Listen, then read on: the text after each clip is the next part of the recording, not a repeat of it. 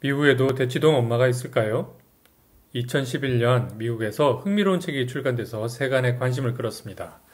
무서운 호랑이 엄마라는 뜻의 타이거 마더라는 단어가 유행했는데요. 중국계 미국인 에이미 추아가 두 딸을 키운 경험을 바탕으로 쓴 책에서 시작된 말입니다. 에이미 추아, 도대체 이 사람이 누구냐? 예일대학교 법학과 교수예요. 또 남편 루벤 펠트도 법대 교수니까 와, 부부 모두 학구파네요.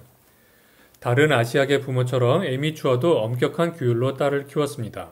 예를 들면 두 딸에게 모든 과목에서 A 학점을 받아야 된다. 이렇게 얘기했고요. 또 피아노와 바이올린 등 악기 연주도 수준급으로 해야만 했습니다. 딸은 한 인터뷰에서 연주회를 앞두고 하루에 6시간 연속으로 연습한 적도 있다고 했다네. 참 엄마의 욕심이 좀 과했나 보죠.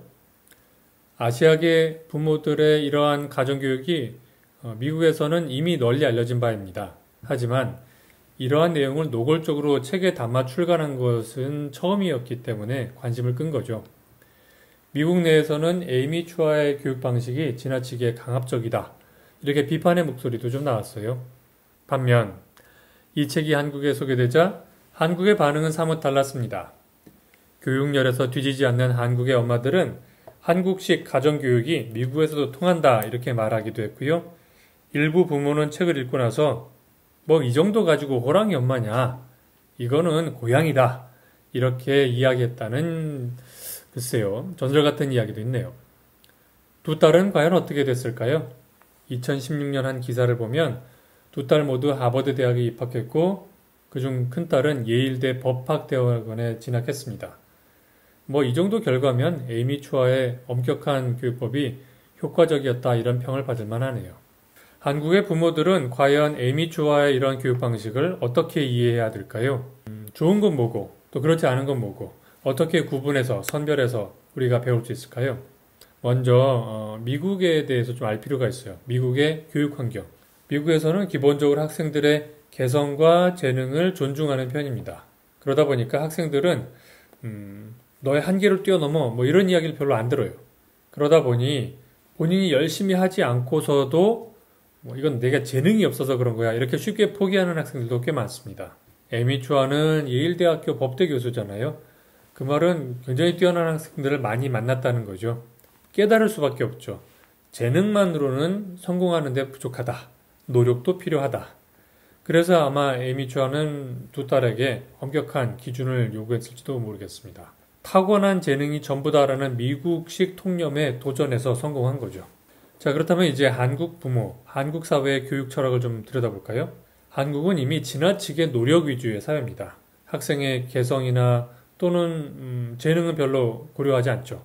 공교육은 하나의 틀 안에서 학생들을 가르치고요. 그리고 한국 엄마들은 이미 자녀가 녹초가 될 때까지 교육을 시킵니다. 이처럼 이미 균형 감각을 잃어버린 한국 사회에서 한국인 엄마 아빠가 에이미 추아의 책을 읽고 타이거 마더를 읽고 와 이렇게 해야 돼 라고 한다면 그건 이미 좀 위험한 것 같아요. 오히려 한국의 부모님들이 에이미 추아에게서 배울 수 있는 것은 사회적 통념을 깨뜨리고 반대로 갔던 것 아닐까요? 그 말은 뭐냐면 한국에서 재능, 적성 필요 없어 노력이 전부야 라고 하는 통념과 싸우면서 너의 재능이 뭐니? 재능 위주로 가르치는 게 맞을 것 같습니다. 만약에 우리 이제 시청자 중에 어떻게 하면 자녀 교육을 할까? 재능은 어떻게 찾아내고 또 키우는 걸까? 이렇게 궁금하시다면 책을 하나 소개해드리고 싶습니다. 아이의 사생활 1편인데요. 2008년 방영됐던 EBS 다큐멘터리의 2016년 개정판이라고 할 수 있습니다.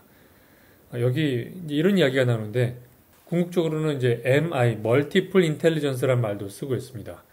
이 개념은 하워드 가드너라고 하는 하버드 대학교 교수가 만든 건데 다양한 종류의 재능이 지능의 형태로 이해될 수 있다 이렇게 이야기를 한 거죠.